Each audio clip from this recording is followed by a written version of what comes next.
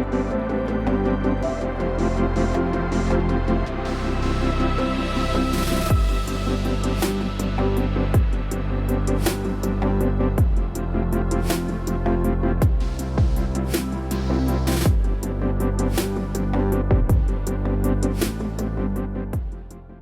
going on, everybody?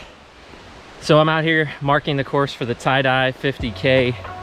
I ran this course last year and it was awesome. Unfortunately this year I'm not going to be able to. We got a tournament, lacrosse tournament I'm going to be going to, which is going to be awesome, but won't be able to run this race.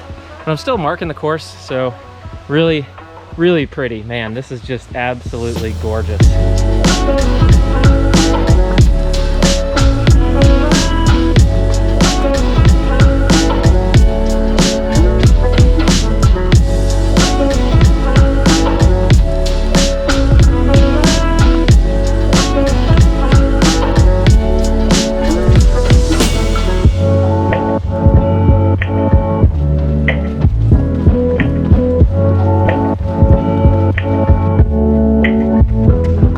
As I said before, it's gonna be exciting tomorrow. Let's just say that. We got Mike here. Say hi, Mike. Master marker. Yeah, he's leading the way. How many times have you run this race, Mike? Oh my gosh, a dozen. Yeah, a bunch. I've done more marking than running. Yeah, yeah. Mike and I did this very same thing last year. It was a lot drier, but it is very pretty out here. So.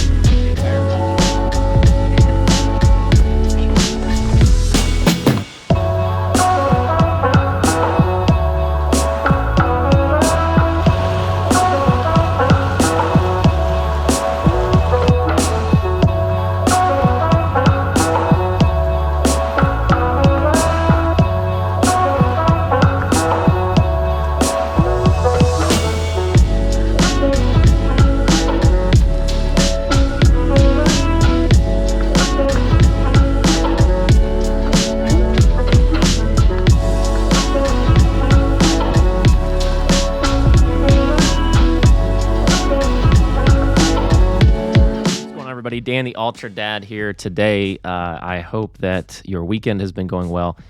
I've had a pretty good weekend. I'm going to give you a little update today. That's what this video is going to be about as I approach my first 100-miler of the year, the Mohican 100. Once again, thank you very much for joining my channel. This is Ultra Dad. It's my channel all about running, ultra running, trail running. That's my passion. That's what I love. And that's what my channel is about. So if you like the channel, definitely like this video with a thumbs up, and subscribe if you'd like to follow along. Hit that bell notification if you'd like to be notified of my future videos. We've got a lot going on this summer, so it's going to be very exciting. I hope you join and follow along. Let's talk about the Mohican 100 and kind of where I'm at right now as far as my mental state. Some of my physical training as well, and where I'm at as we approach. I mean, we are 2 weeks away. That is just really hard to believe at this point, that 2 weeks from today, I'll be in the middle of running a 100-mile ultra marathon, actually hopefully approaching the finish line at this point. So that is pretty intimidating, to be honest. You know, just for transparency's sake, my training has been not perfect for sure, and certainly it's been challenging just because I ran my first road marathon just over 3 weeks ago. So over at the Flying Pig Marathon in Cincinnati, Ohio. I finished the marathon, not the fastest time in the world, but I did get like a 4:11 for my first road marathon. So I'm perfectly pleased with that. But the training has been challenging because, I'm coming right off of that marathon, so I needed some recovery time.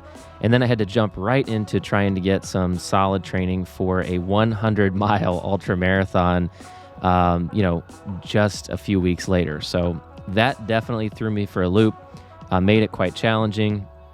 Right now, as we stand here, I haven't actually had a final, huge trail run, which I usually like to do before a 100-mile ultra marathon. So, usually I like to get in a 50K or more, maybe 50 miles. Last year, before the Mohican, I think I got in a 12-hour trail run. So that was, I feel like that probably helped me a lot last year. So this year, I don't really have that. I'm really having to rely a lot on that marathon training. And then I did get in some solid, 10 to 15 mile, and it's a little bit scary to think those are my long runs going towards Mohican, but I was able to get some of those types of runs the past few weekends. So that was good.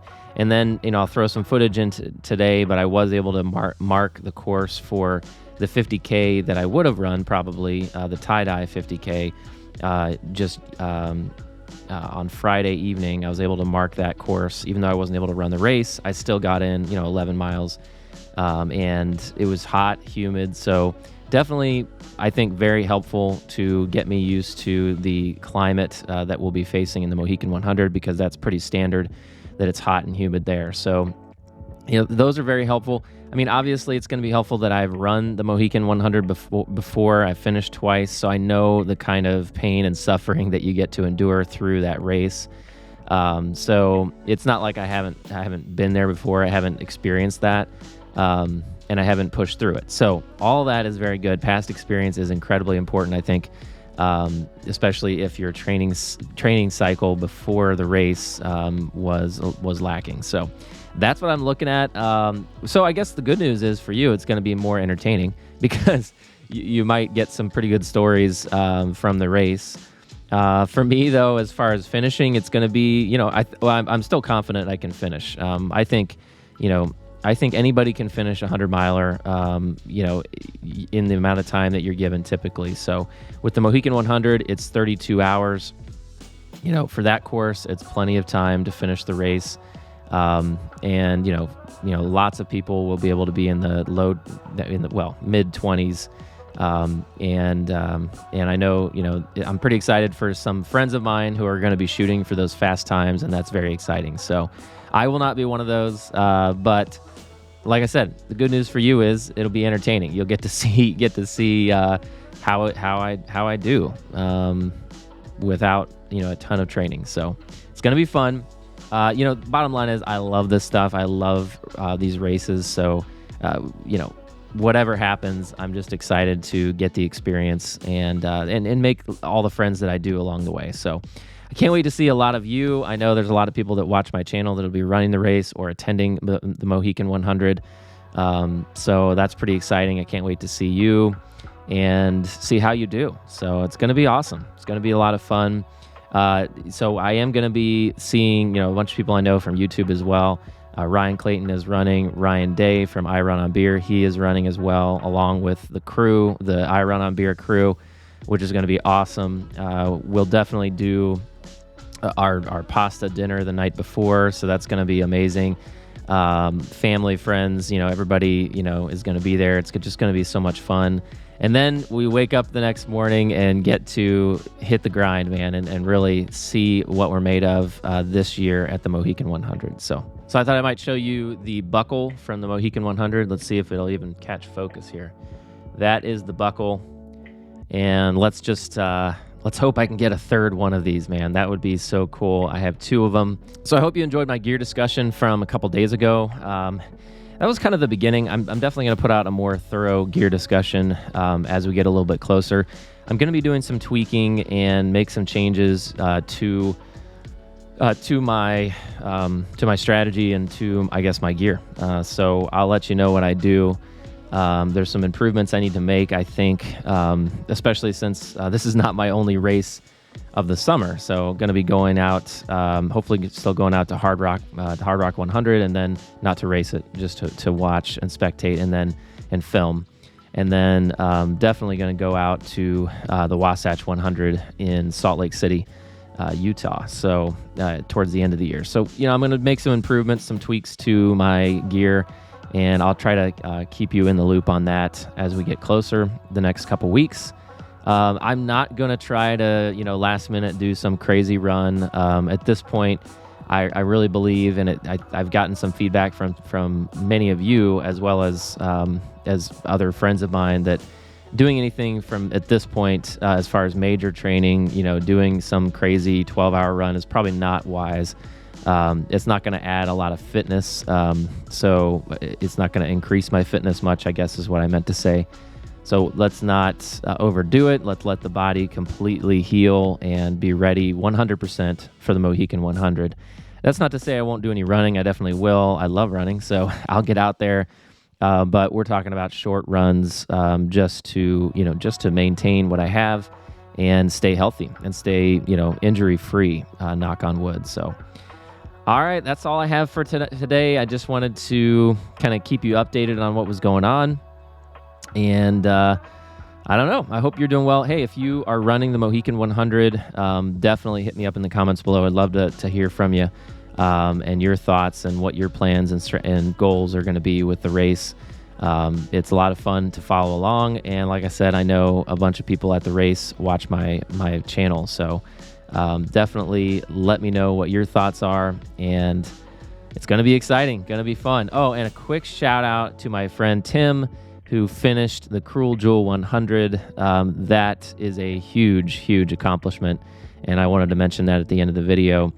He is also going to be at the Mohican 100, believe it or not, just several weeks after the Cruel Jewel 100.